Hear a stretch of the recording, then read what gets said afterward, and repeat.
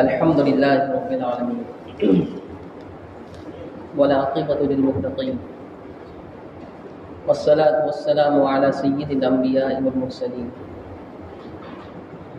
وعلى آله وصحبه أجمعين أما بعد فقد قال الله تبارك وتعالى في القرآن العظيم أعوذ بالله من الشيطان الرجيم بسم الله الرحمن الرحيم وَلَقَدْ نَصَرَكُمُ اللَّهُ بِبَدْرٍ وَأَنْتُمْ أَذِلَّةٌ فَاتَّقُوا اللَّهَ لَعَلَّكُمْ تَشْكُرُونَ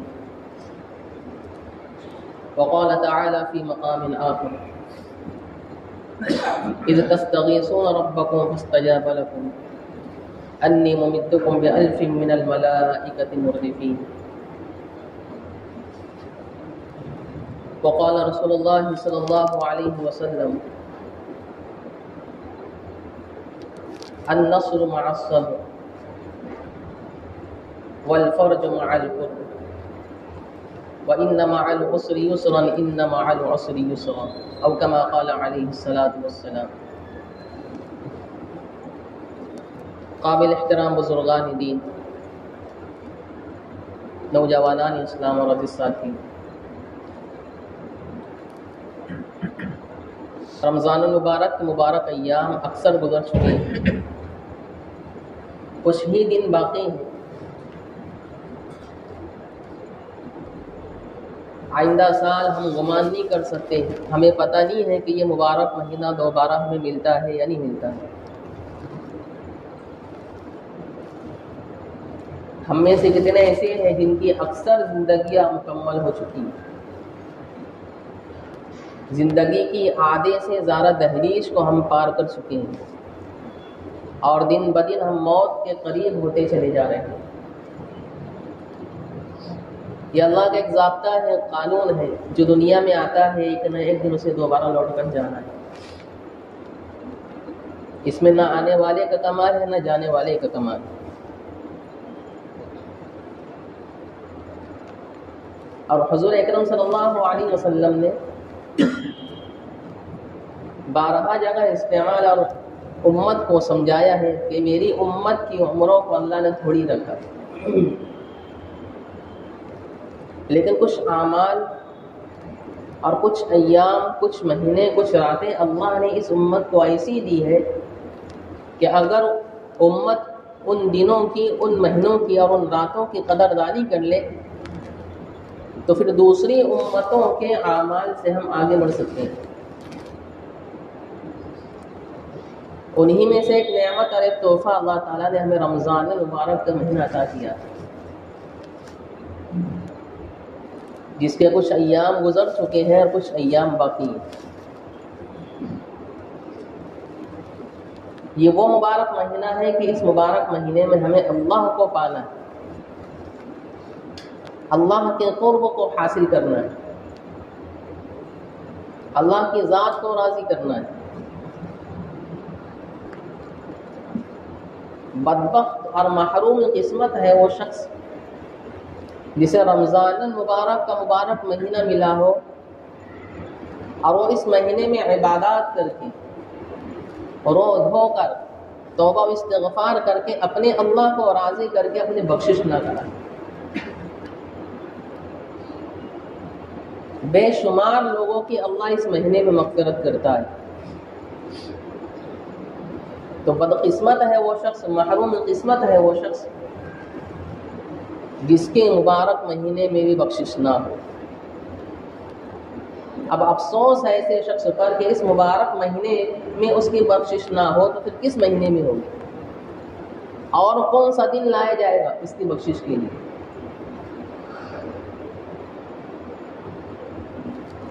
اور یہ مبارک مہینہ جب سے اس امت کو عطا کیا ہے، ہجرت کے دوسرے سال شعبان المعظم میں اللہ رب العزت نے روزوں کو فرض قرار دیا۔ یا ایھا الذین آمنوا کتب علیکم الصیام کما کتب علی الذین من قبلکم لعلکم تتقون۔ اس وقت سے لے کر آج تک یہ مبارک مہینہ امت سے قربانیاں چاہتا ہے۔ آپ نے بارہا سنا ہوگا کہ روزوں کے فرض ہونے والی آیت یا ایھا الذین آمنوا کتب علیکم الصیام، صیام کے معنی روزہ اور صوم کے معنی بھی روزہ۔ قرآن کریم میں دونوں لفظ استعمال ہوا ہے، صیام بھی ہوا ہے اور صوم بھی ہوا ہے۔ لیکن جس آیت میں اللہ تعالیٰ نے روزوں کو فرض قرار دیا، اس آیت میں اللہ نے لفظ صوم استعمال نہیں کیا بلکہ لفظ صیام استعمال کیا۔ دونوں میں یا اور واو کا فرق ہے۔ جو آیت ہمارے روزوں کو فرض قرار دیتی ہے، اس آیت میں اللہ نے یا کا استعمال کیا صیام، اور دوسری جگہ پر قرآن کریم نے روزے کے لیے صوم کا لفظ استعمال کیا۔ دونوں کے معنی روزے کے ہیں، لیکن ذرا سی فرق ہے۔ وہ فرق یہ کہ اللہ نے یا کے ساتھ استعمال کیا، اس بات پر دال ہے، اس بات پر علامت ہے کہ صیام یعنی روزہ، ایسا روزہ کہ پورا جسم اس میں شامل ہے۔ آپ کے دل کا روزہ، آپ کے دماغ کا روزہ، آپ کے ہاتھ پیر کا روزہ، آپ کے سینوں میں محفوظ وہ خزانوں کا روزہ جو کبھی ہمارے سینوں میں حسد آتا ہے، جس کے ذریعے سے کبھی ہمارے دلوں میں بغض آتا ہے، کبھی عداوت آتی ہے، کبھی دشمنی آتی ہے، کبھی ایک دوسرے کے لیے لڑنے کے لیے ہم تیار ہوتے ہیں۔ تو صیام کے معنی پورے جسم کا روزہ، رگ رگ کا روزہ، آپ کی سوچ کا روزہ، اور واو کے ساتھ صوم، اس کے معنی صرف بھوکا رہنا۔ تو اللہ نے یا کے ساتھ استعمال کیا، جو اس بات پر علامت ہے کہ ہر سال رمضان ہم تمہیں عطا کریں گے، ہر سال ہم تمہیں روزہ رکھنے کا حکم دیں گے، لیکن روزہ کیسا ہو؟ وہ یا کے ساتھ والا ہو، واو کے ساتھ والا نہ ہو۔ تو پہلے دن سے جب سے روزہ فرض ہوا تب سے روزہ ہم سب قربانی چاہتا ہے۔ آپ اگر غور کریں تو سن ہجری 1 میں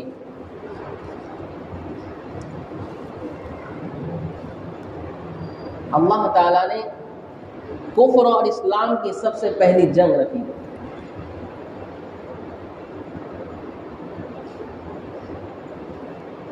اور وہ معرکہ ایسا خطرناک تھا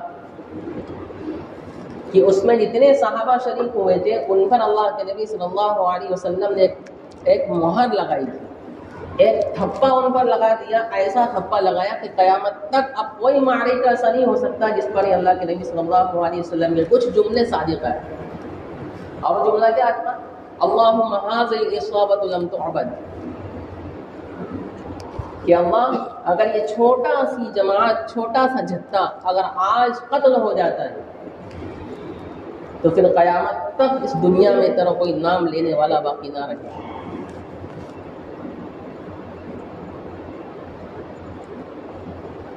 ایسا معرکہ جس میں صحابہ کی تعداد صرف 313 تھی بس۔ مورخین نے لکھا ہے، مفسرین نے روایت کیا ہے کہ جنگ بدر بھی اللہ تعالیٰ نے رمضان المبارک میں رکھی۔ 17 رمضان تھا، جمعہ کا دن تھا۔ اللہ تعالیٰ چاہتا تو یہ قربانی بھی رمضان کے علاوہ مہینے میں اللہ تعالیٰ رکھ سکتا تھا، لیکن اس امت کو بتلانا تھا، قیامت تک آنے والے بندوں کے علم میں بات ڈالنی تھی کہ رمضان جب جب آئے گا تب تب یہ تم سے قربانی چاہے۔ جان کی قربانی نہیں دے سکتے تو مال کی قربانی دو، مال کی قربانی نہیں دے سکتے تو اپنے نفس کی قربانی دو، اپنی سوچ کی قربانی دو۔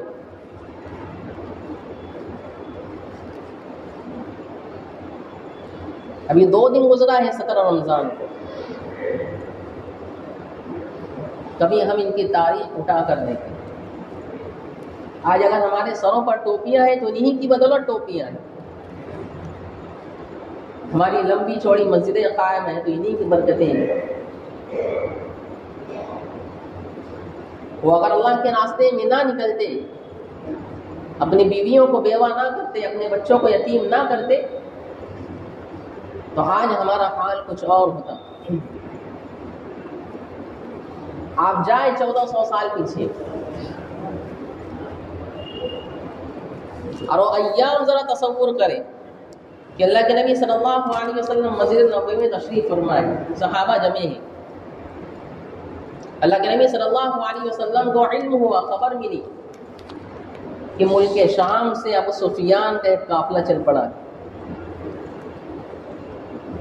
اور کوئی معمولی قافلہ نہیں ہے، بلکہ یہ وہ قافلہ ہے کہ مکہ کی معمولی سی عورت بھی 4 ماشا سونا اگر اس کے پاس تھا، ذرا سی سونا اگر اس کے پاس تھا، تو اس عورت نے بھی اسلام کے خلاف، مسلمانوں کے خلاف، نبی اور اس کے رسول کے خلاف ہتھیار خریدنے کے لیے وہ 4 ماشا بھی دیا تھا ابو سفیان کہ ہم سے یہ رقمیں لو، اسے بڑھاؤ، اور بڑھانے کے بعد ہتھیار خریدو، مال دولت بڑھاؤ، تاکہ ہم اسلام کے خلاف اسے استعمال کریں گے۔ تو مکے کی معمولی سی عورت جس کے پاس بھی تھوڑا سا سونا تھا، اس نے بھی اسلام کی مخالفت کے لیے ابو سفیان کا تعاون کیا تھا۔ ابو سفیان اتنا سارا اوزار لے کر اور اس کے بدلے سونے چاندی لے کر ہی ملک شام سے نکلا۔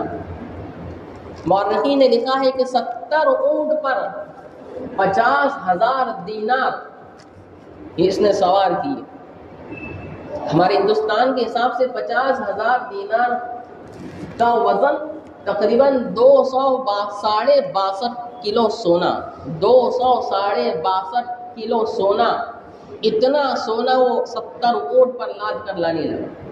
اس کی اگر آپ قیمت لگائیں تو تقریباً آج کے دن میں 1 کلو سونا 88 لاکھ روپے کا ہے۔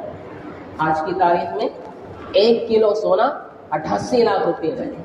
آپ ضرب دو 262 کو 88 سے، تو تقریباً 2 ارب 88 کروڑ 97 لاکھ اور تقریباً 50,000 کی مالیت کا سونا اور اوزار اور ہتھیار ابو سفیان یہ ملک شام سے لے کر نکلا۔ یہ کب کی بات ہے؟ 1400 سال پہلے کی بات۔ 2 ارب 1400 سال پہلے کا 2 ارب۔ اور مقصد یہ تھا کہ اتنی ساری رقمیں، اتنے سارے ہتھیار صرف اور صرف استعمال کرنا ہے تو اسلام کے خلاف، نبی اور اس کے رسول کے خلاف، مدینہ والوں کے خلاف۔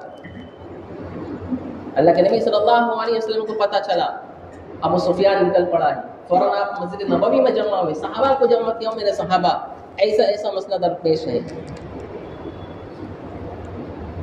ابھی جنگ کا کوئی ارادہ نہیں ہے، صرف یہ ارادہ ہے کہ جو مال ہمارے خلاف استعمال ہونے والا ہے، اگر اسے ہم حاصل کر لیتے ہیں تو ہم ان کی دشمنی سے اور ان کے حملوں سے ہم محفوظ اور معمول رہیں گے۔ تو کلی اعلان نہیں تھا کہ چلو نکلو ساری کے سارے، ہر ایک کو نکلنا ہے، ایک فرض قرار نہیں دیا تھا اللہ کے نبی صلی اللہ علیہ وسلم نے۔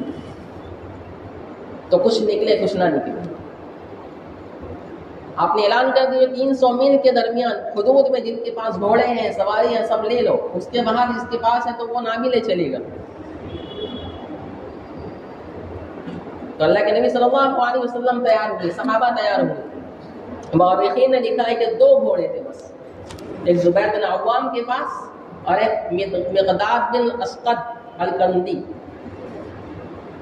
ان دونوں کے پاس گھوڑا تھا۔ 70 اونٹ تھے، 300 تلواریں تھیں، یہ تقریباً 60-70 تلواریں تھیں، روایتیں 2 ہیں، اور 313 کی تعداد ایک مقام پر پہنچ کے اللہ کے نبی صلی اللہ علیہ وسلم نے ایک صحابی سے کہا کہ شمار تو کرو کتنے ہیں ہمارے ساتھ، اور صحابی شمار کر کے بتلانے لگے کہ اللہ کے نبی صلی اللہ علیہ وسلم صرف 313 ہمارے ساتھ۔ ایک روایت میں 313، ایک میں 315 اور ایک میں 317 کی بھی آئی۔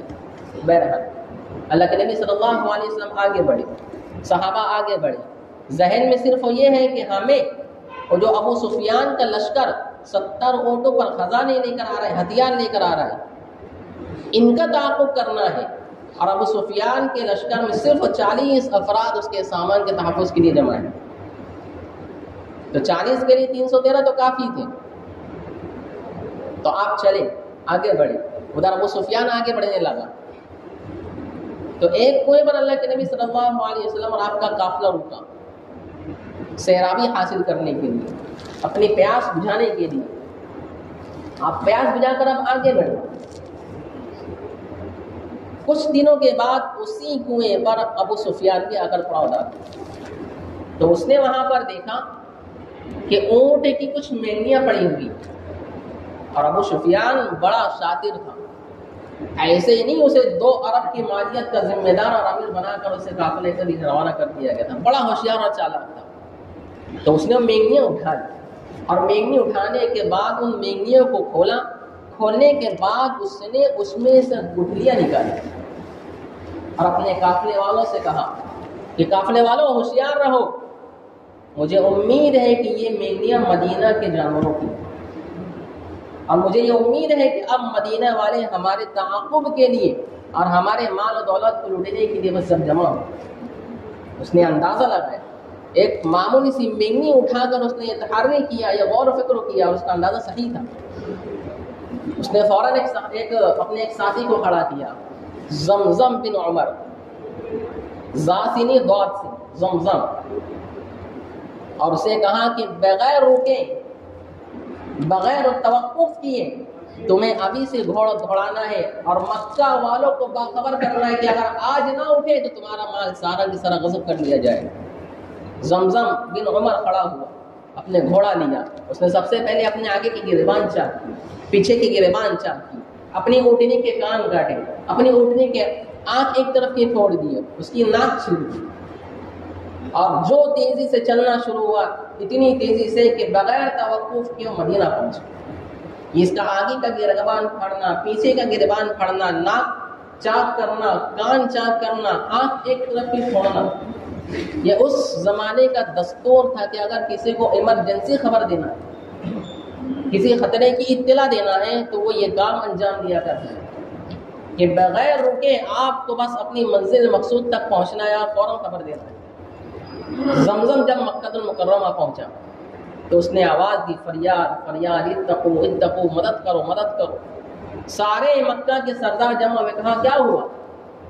کہنے لگا کہ مدینہ والے نکل چکے ہیں محمد صلی اللہ علیہ وسلم کے ساتھ، اگر آج نہ اٹھے تو تمہارا سارا مال غصب کر لیا جائے۔ یہ فریاد سننے کے بعد 3 دن کے اندر اندر سارے مکہ کے لوگ جمع ہوئے۔ یہ ایسا معرکہ تھا اور ایسی جنگ تھی کہ مکہ کا کوئی سردار پیچھے رہنا نہیں چاہتا۔ ابو لہب کے بارے میں آتا ہے کہ وہ تو کسی مجبوری کی وجہ سے جا نہ سکا، لیکن اپنے ایک مغروض کو اس نے ضرور روانہ کیا، جس پر اس کا قرض باقی تھا، اسے مجبور کیا کہ اگر قرض معاف کروانا ہے تو تمہیں میرے علاوہ اس جنگ میں شامل ہونا پڑے گا۔ تو یہ واحد معرکہ ایسا ہے، واحد جنگ ایسی ہے کہ بچہ بھی مکہ کا پیچھے نہ ہٹنا چاہتا تھا، وہ حضور اکرم صلی اللہ علیہ وسلم کے خلاف لڑائی کے لیے تیار ہو چکا ہے۔ 3 دن کے اندر اندر یہ لشکر تیار ہوا، اور اس کی تعداد مورخین نے لکھا ہے کہ 1000۔ ادھر صحابہ کی تعداد 313، اور اس کا کمانڈر، اس کا بڑا ابو جہل، متکبر، حضور اکرم صلی اللہ علیہ وسلم کا سب سے بڑا دشمن۔ یہ ادھر سے کوچ کرنے لگا، ادھر صحابہ کرام رضی اللہ تعالیٰ عنہ مجمعین کا لشکر آگے بڑھنے لگا۔ آپ مقام زعفران پر پہنچے، آپ کو اب آپ کا ایک طرز یہ تھا کہ آپ جب لشکر لے کر چلا کرتے تھے تو جنگی حکمت عملی میں ایک عمل یہ کیا کرتے تھے کہ 2 صحابی کو آپ آگے بھیجتے، 2 صحابی کو آپ پیچھے بھیجتے، کچھ صحابی کو آپ اس طرف بھیجتے دائیں کی جانب، 2 صحابی رضی اللہ تعالیٰ عنہ مجمعین کو آپ بائیں طرف بھیجتے، تاکہ ہمارا قافلہ سیف رہے اور آگے کیا ہو رہا ہے اس کی ہلچل ہمیں ملے۔ پیچھے جو قافلے والوں کے سامان اگر گر رہے ہیں اسے اٹھاتے چلے، دائیں جانب سے کوئی حملہ نہ کر دے، اس طرف 2 صحابی رہے، بائیں طرف سے کوئی حملہ نہ کر دے، اس طرف 2 صحابی رہے۔ تو جو 2 صحابی آپ نے آگے بھیجے تھے، ان 2 صحابی نے 2 لوگوں کو پکڑا اور پکڑ کر اللہ کے نبی صلی اللہ علیہ وسلم کے پاس لائے۔ آپ علیہ السلام نے ان سے سوال کیا کہ کون ہو، کہاں سے ہو؟ کہا ابو جہل کے لشکر سے۔ کہا اچھا کتنے لوگ ہیں؟ کہا اس کا علم ہمیں نہیں، تعداد ہمیں نہیں پتا۔ ابھی دیکھو اللہ کے نبی صلی اللہ علیہ وسلم مقام زفران تک پہنچ چکے، اور زفران ایک پہاڑی کا نام ہے مکے میں، اس پہاڑی سے بس نیچے اترنا ہے اور بدر کا میدان ہے۔ آپ بدر کتنے قریب پہنچ چکے، لیکن ابھی تک آپ کے صحابہ کو اور خود حضور اکرم صلی اللہ علیہ وسلم کو مخالفین کی تعداد کا علم نہیں۔ یہ اللہ کو ایک چیز بتلانا تھی اس امت کو کہ جب اللہ کی مدد اس امت کے لیے کھڑی ہوتی ہے تو پھر تعداد معنی نہیں رکھتی۔ جب امت اعمال پر کھڑے ہوتے ہیں تو ان ینصرکم اللہ ینصرکم، تو اللہ پھر ان کی مدد کے لیے آتا ہے، اور کیسی مدد کے لیے آتا ہے؟ جیسی مدد اللہ نے بدر میں کی۔ تو زفران پر پہنچنے کے بعد بھی اللہ کے نبی صلی اللہ علیہ وسلم کو تعداد کا علم نہیں ہے، صرف اتنی خبر تھی کہ ابو جہل مکہ سے قافلہ لے کر روانہ ہوا ہے ہماری مخالفت کے لیے، جنگ کے لیے۔ ان دونوں کو لایا گیا، اللہ کے نبی صلی اللہ علیہ وسلم نے ان سے سوال کیا، کہا تعداد کا ہمیں علم نہیں۔ حضور اکرم صلی اللہ علیہ وسلم نے کہا اچھا بتلا ہر دن کتنے اونٹ ذبح ہوتے ہیں؟ ان دونوں نے کہا کہ کبھی 9 اونٹ ذبح ہوتے ہیں، کبھی 10 اونٹ ذبح ہوتے ہیں۔ اللہ کے نبی صلی اللہ علیہ وسلم نے فوراً اندازہ لگا لیا کہ سامنے والے لشکر میں یا تو 950 ہے یا 1000۔ اس کے بعد اللہ کے نبی صلی اللہ علیہ وسلم صحابہ کے پاس آئے، کہا صحابہ مجھے مشورہ دو، اس لیے کہ میں تمہیں یہ بول کر چلا تھا کہ ہمیں صرف تعاقب کرنا ہے، جنگ نہیں کرنا ہے، لیکن اب میں یہ محسوس کرتا ہوں کہ آگے آئندہ جنگ کا اندیشہ ہے۔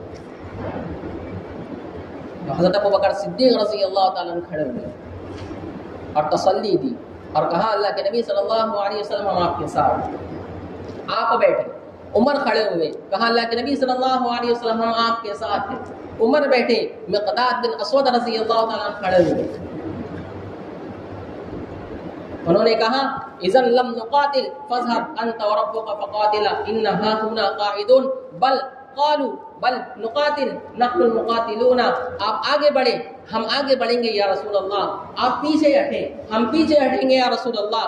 ہم یہ نہ کہیں گے جو بنی اسرائیل نے موسیٰ علیہ السلام سے کہا تھا کہ اے موسیٰ تو جا اور تیرا رب جا، تم دونوں لڑو کٹو مرو، ہم تو یہاں بیٹھنے والے ہیں یا رسول اللہ۔ ہم یہ نہ کہیں گے فاذهب انت وربك فقاتلا ان هؤلاء قاعدون، بلکہ ہم یہ کہیں گے نحن المقاتلون، کہ ہم آپ کے آگے کٹیں گے، آپ کے پیچھے قربان ہوں گے، آپ کے دائیں قربان ہوں گے، آپ کے بائیں قربان ہوں گے، ہم اللہ کے واسطے ہم یہ جملہ استعمال نہیں کریں گے۔ اللہ کے نبی صلی اللہ علیہ وسلم نے تقریر سن کر بہت خوش ہوئے۔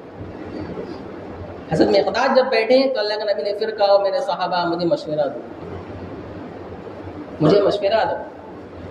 پہلے آپ نے کہا مشورہ دو، ابوبکر صدیق کھڑے ہوئے، پھر کہا مشورہ دو، عمر بن خطاب کھڑے ہوئے، پھر کہا مشورہ دو۔ حضرت مقداد کھڑے ہوئے، اب تو ضرورت نہیں تھی، لیکن پھر بھی اللہ کے نبی صلی اللہ علیہ وسلم نے کہا میرے صحابہ مشورہ دو۔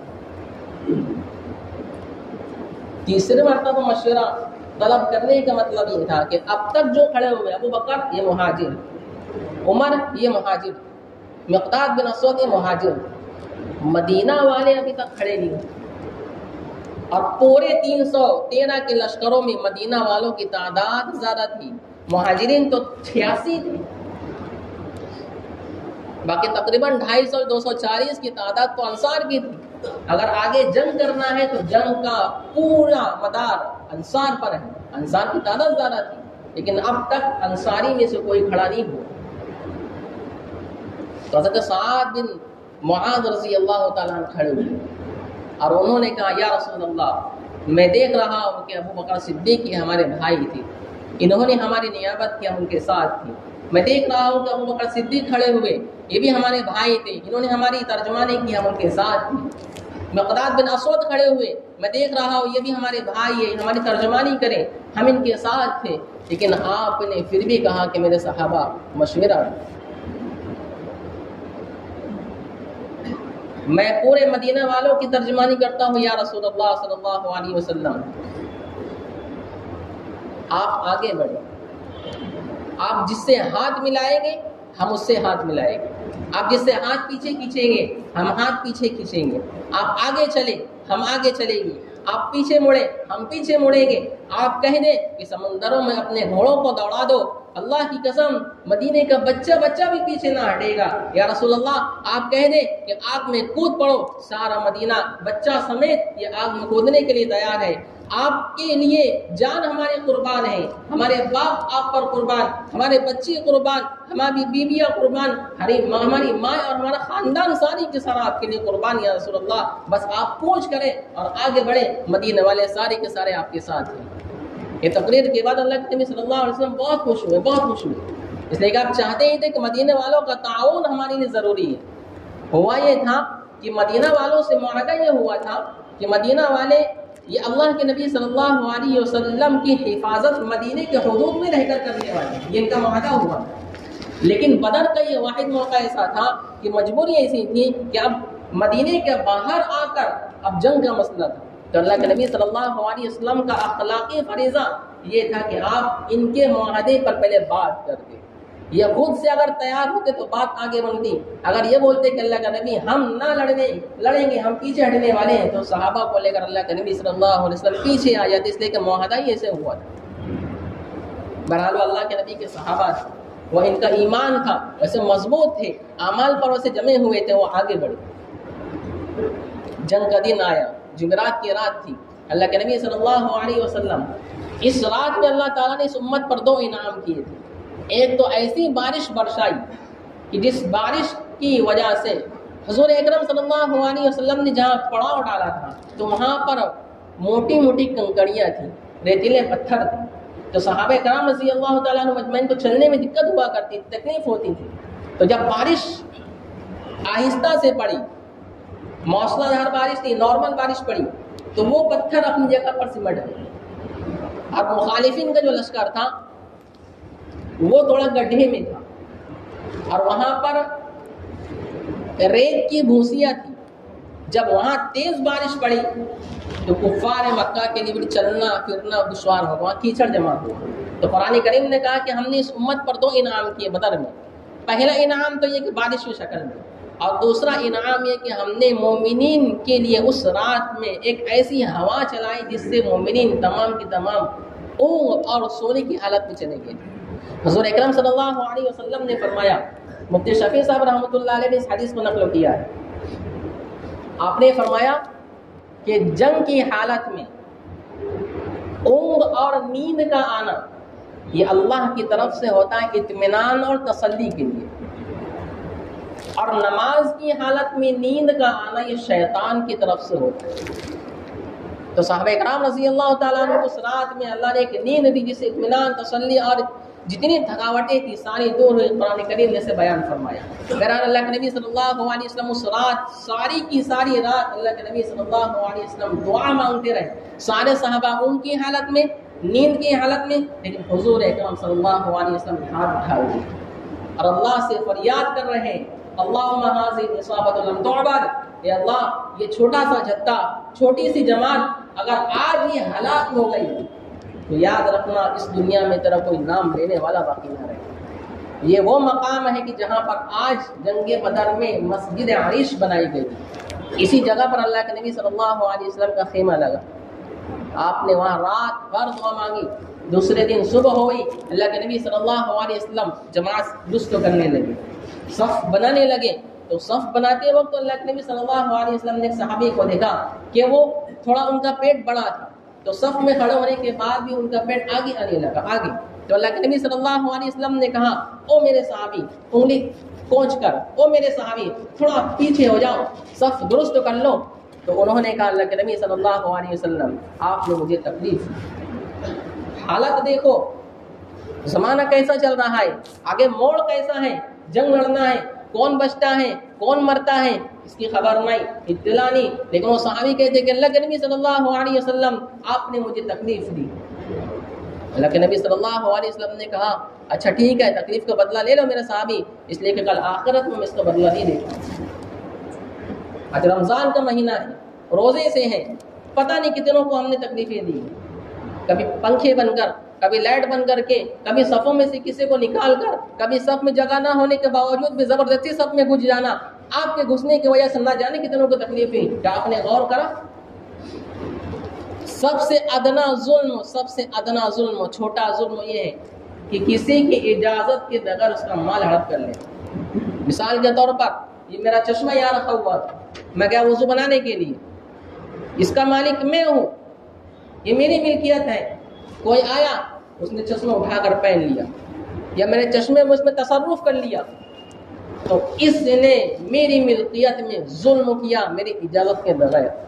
یہ ادنا سا ظلم کی مثال ہے. کسی نے کوئی تصویر خریدی اپنی ذات کے لیے، آ کر اس نے یہاں رکھ دیا، اس کی اجازت کے بغیر اگر کسی نے اس کی تصویر کو استعمال کر لیا، یہ ظلم ہوا، یہ ظلم ہوا.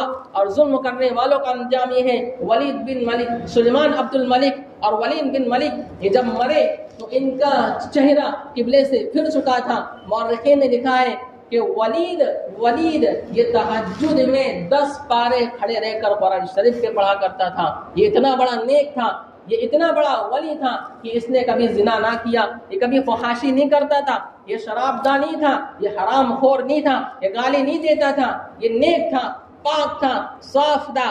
اگر اس کے اندر کسی چیز کی کمی تھی تو یہ ظالم تھا. ظالم کا انجام یہ ہوا کہ مرنے سے پہلے، دفنانے سے پہلے ہی اللہ نے اس کا چہرہ قبلے سے پھیر دیا.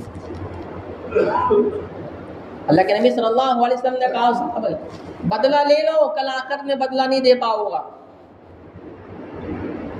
صحابی نے کہا کہ اللہ کے نبی صلی اللہ علیہ وسلم آپ نے میرے ننگے بدن پر تکلیف پہنچائی، میں بھی آپ کے ننگے بدن پر تکلیف پہنچانا چاہتا ہوں. اللہ کے نبی صلی اللہ علیہ وسلم کپڑا اتارے، جیسے ہی آپ کپڑا اتارے وہ صحابی چمٹ کر رونے لگے. اللہ کے نبی صلی اللہ علیہ وسلم میں کیسے آپ کو تکلیف پہنچا سکتا ہوں؟ میری تو منشا یہ تھی کہ میں دیکھ رہا ہوں کہ ہو سکتا ہے یہ آخری ملاقات ہے. اس نے اللہ کے نبی صلی اللہ علیہ وسلم کو چوما، بوسہ لیا، دعا کروائی اور پھر اب جنگ کی تیاری شروع کی. میرے عزیزوں، یہ 313 کی تعداد یہ اللہ کو ایسے منا کر آئی تھی کہ 1000 کا لشکر یا اس سے زیادہ کا لشکر بھی ان پر کوئی وار نہ کر سکتا. قرآن نے کہا کہ ہم نے ان کی مدد کی 500 فرشتوں کے ذریعے سے، پھر کہا کہ ہم نے پھر ان کی مدد کی 500 فرشتوں کے ذریعے سے. تقریباً 1000 فرشتوں کے ذریعے صحابہ کی مدد کی گئی. کب مدد کی گئی؟ جب صحابہ اکرام رضی اللہ تعالیٰ عنہ مجمعین نے اللہ کو اور اللہ کے نبی کو راضی کیا. رمضان المبارک کا مبارک مہینہ ہمیں اللہ کو راضی کرنے کے لیے ملا. ابھی بھی کچھ ایام باقی ہیں. ہم اس حدیث کے زمرے میں شریک ہو سکتے ہیں جس میں اللہ کے نبی صلی اللہ علیہ وسلم نے فرمایا کہ خوش قسمت ہے وہ شخص جو رمضان المبارک میں اپنے اللہ کو راضی کر کے بخشش کروا دے. ہے 12-13 دن، آپ ہاتھ اٹھائے، سب کے لیے اٹھائے، امت کے لیے اٹھائے، اپنے لیے اٹھائے، اپنے خاندان والوں کے لیے اٹھائے، اپنے محلے والوں کے لیے اٹھائے، جو غریب ہے ان کے لیے اٹھائے، جو مالدار ہے ان کے لیے اٹھائے. نہ جانے اتنے بڑے مجمع میں اللہ کس کی لاج رکھ لے، کس کی بات اللہ قبول کر لے اور اس کے نتیجے میں پورے عالم کی نیا پار لگ جائے. اللہ تعالیٰ ہمیں کہنے سننے سے عمل کی توفیق عطا فرمائے. آمین وآخر دعوانا الحمدللہ رب العالمین.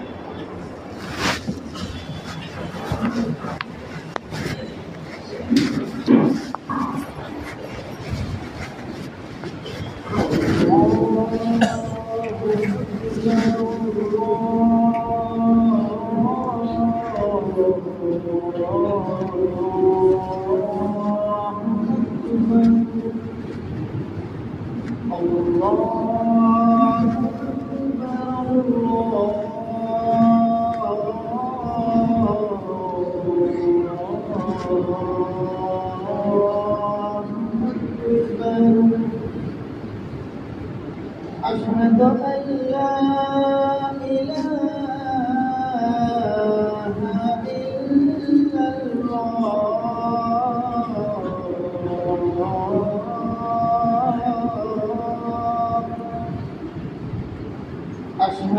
أن لا إله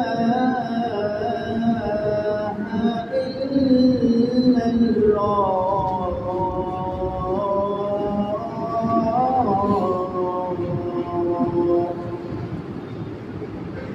أشهد أن محمدا رسول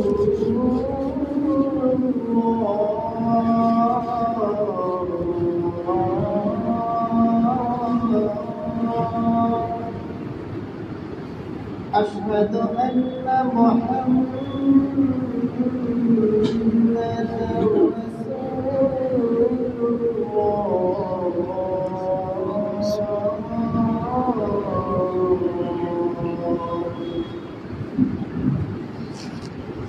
على السلام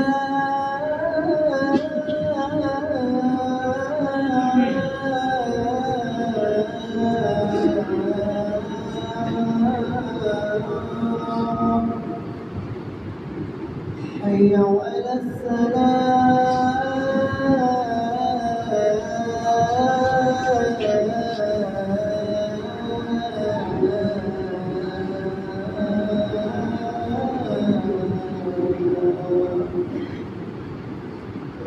حي على الفلاح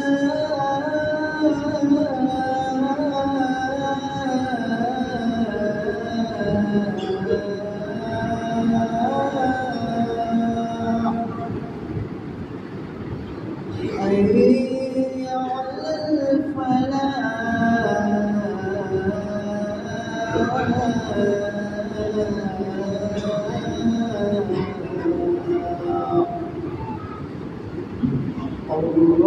الله أكبر الله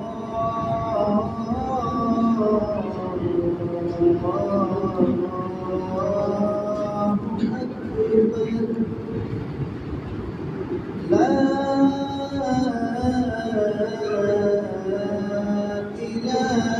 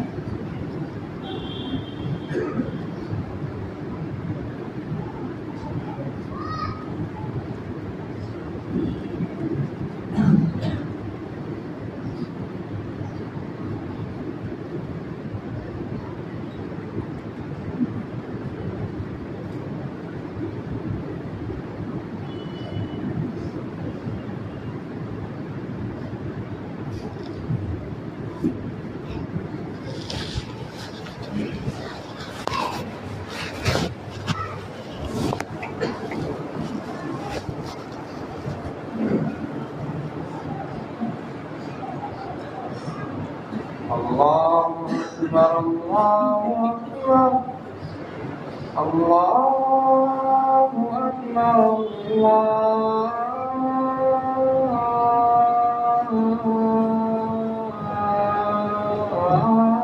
أكبر أشهد أن لا إله إلا الله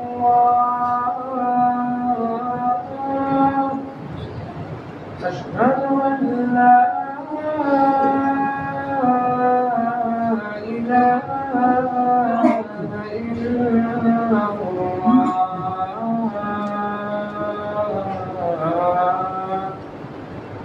أشهد أن محمدا رسول الله أشهد أن محمدا رسول الله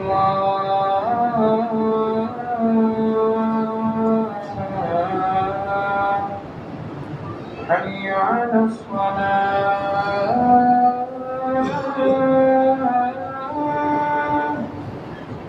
حي على الصلاة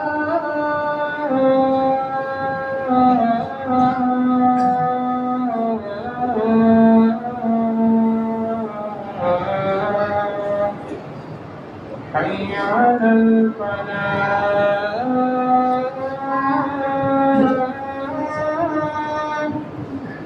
حي على الفلاح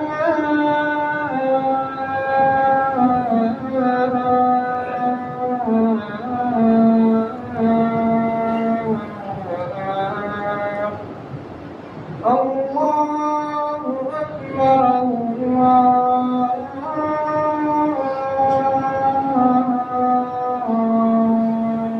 الله أكبر لا إله إلا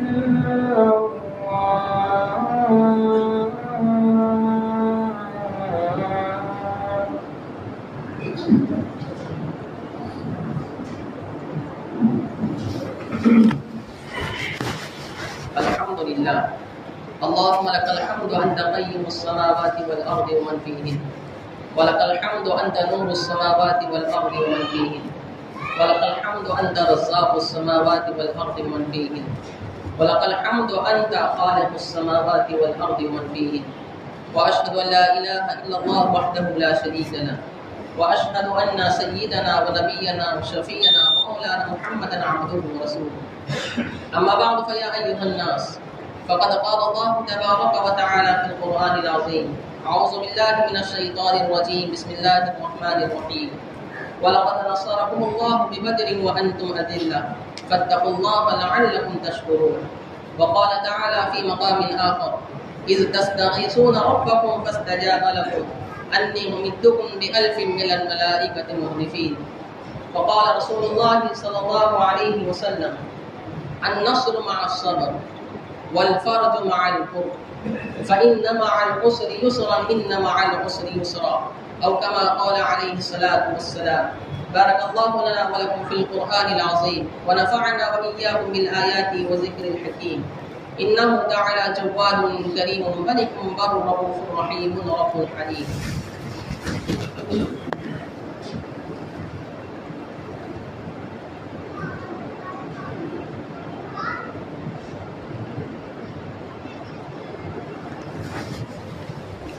الحمد لله نحمده ونستعينه ونستغفره ونؤمن به ونتوكل عليه، ونعوذ بالله من شرور أنفسنا ومن سيئات أعمالنا. من يهده الله فلا مضل له، ومن يضلله فلا هادي له. وأشهد أن لا إله إلا الله وحده لا شريك له، وأشهد أن محمدا عبده ورسوله. أما بعد فيا أيها الناس، فقد قال الله تبارك وتعالى في القرآن العظيم: فقد قال: إن الله وملائكته يصلون على النبي يا أيها الذين آمنوا صلوا عليه وسلموا تسليما. اللهم صل على محمد النبي الأمي وعلى آله وسلم تسليما. وارض الله عن الخلفاء الأربعة سيدنا أبي بكر الصديق، وسيدنا عمر بن الخطاب، وسيدنا عثمان بن عفان، وسيدنا علي بن أبي طالب رضي الله عنهم، وعن بقية أصحاب نبيك أجمعين، وعن التابعين ومن تبعهم بإحسان إلى يوم الدين. وارض عنا معهم برحمتك وجودك وكرمك يا أرحم الراحمين. ربنا آتنا في الدنيا حسنة وفي الآخرة حسنة وقنا عذاب النار. عباد الله رحمكم الله، إن الله يأمر بالعدل والإحسان وإيتاء ذي القربى وينهى عن الفحشاء والمنكر والبغي يعظكم لعلكم تذكرون. ولذكر الله تعالى أكبر، والله يعلم ما تصنعون. الله أكبر الله أكبر الله أكبر الله أكبر. أشهد أن لا إله إلا الله، أشهد أن لا إله إلا الله، أشهد أن محمدا رسول الله، أشهد أن محمدا رسول الله. حي على الصلاة، حي على الصلاة، حي على الفلاح، حي على الفلاح. قد قامت الصلاة، قد قامت الصلاة. الله أكبر الله أكبر، لا إله إلا الله.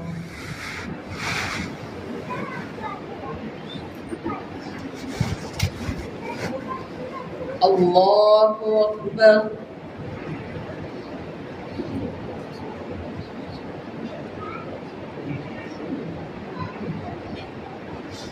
الحمد لله رب العالمين.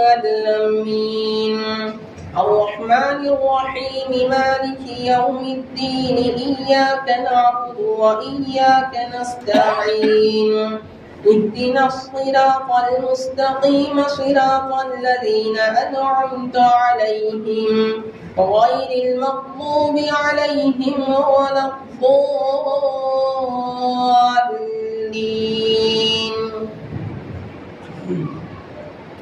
إن الأبرار لفي نعيم وإن الفجار لفي جحيم يصلونها يوم الدين وما هم عنها بغائبين. وما أدراك ما يوم الدين ثم ما أدراك ما يوم الدين يوم لا تملك نفس لنفس شيئا والأمر يومئذ لله. الله أكبر.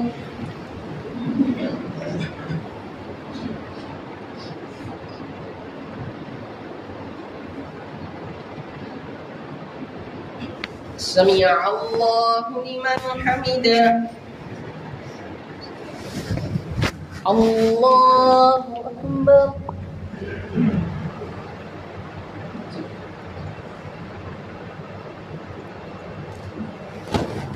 الله أكبر. الله أكبر.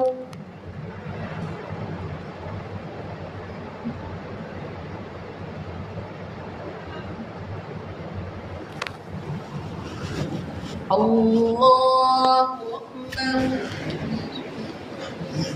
الحمد لله رب العالمين الرحمن الرحيم مالك يوم الدين إياك نعبد وإياك نستعين اهدنا الصراط المستقيم صراط الذين أنعمت عليهم غير المغضوب عليهم ولا الضالين.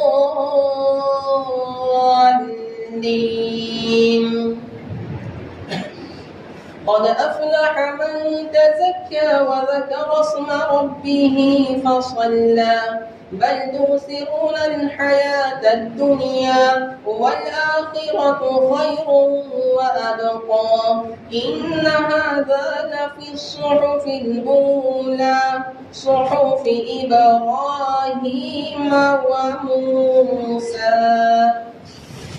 الله أكبر.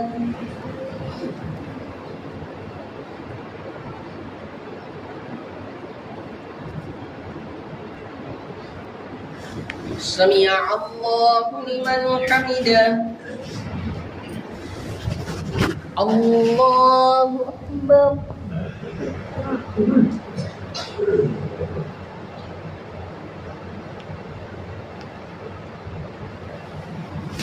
الله أكبر.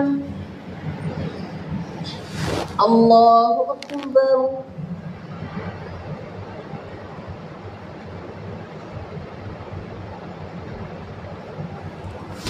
الله أكبر.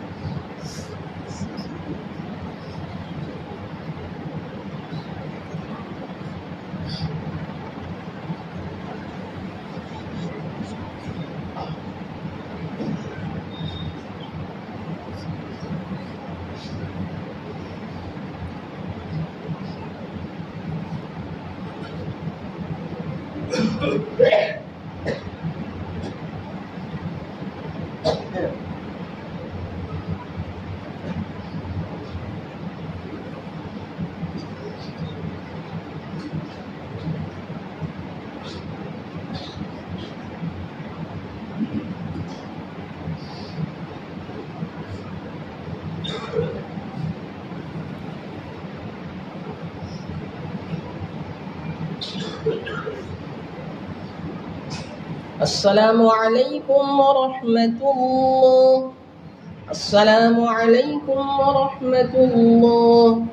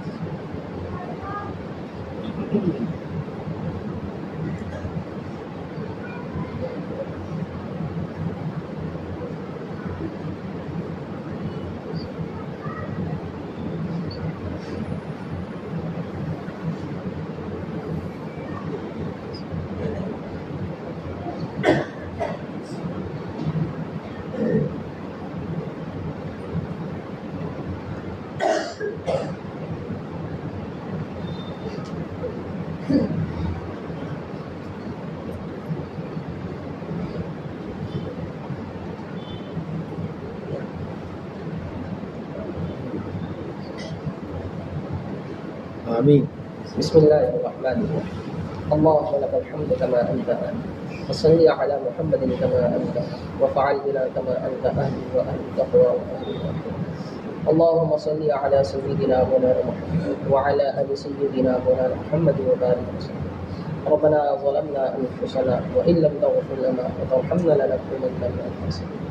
اللهم اكفنا بحلالك عن حرامك وأغننا بفضلك عمن سواك. اللهم احفظنا من كل بلاء الدنيا وعذاب القبر وعذاب الحشر وعذاب النار. لا إله إلا الله، نستغفر الله، نسألك الجنة ونعوذ بك من النار. اللهم علمنا الكتاب والحكمة، اللهم فقهنا في الدين، اللهم زين أخلاقنا بالقرآن ونجنا من النار بالقرآن وأدخلنا الجنة بالقرآن. ربنا هب لنا من أزواجنا وذرياتنا قرة أعين واجعلنا للمتقين إماما. اللهم نسألك علما نافعا ورزقا واسعا وشفاء من كل داء. اللهم ارحمهما كما ربياني صغيرا. جزا الله عنا محمدا ما هو أهله صلى الله عليه وسلم. ربنا تقبل منا إنك أنت السميع العليم وتب علينا إنك أنت التواب الرحيم. وصلى الله تعالى على خير خلقه محمد وعلى آله وصحبه أجمعين برحمتك يا أرحم الراحمين.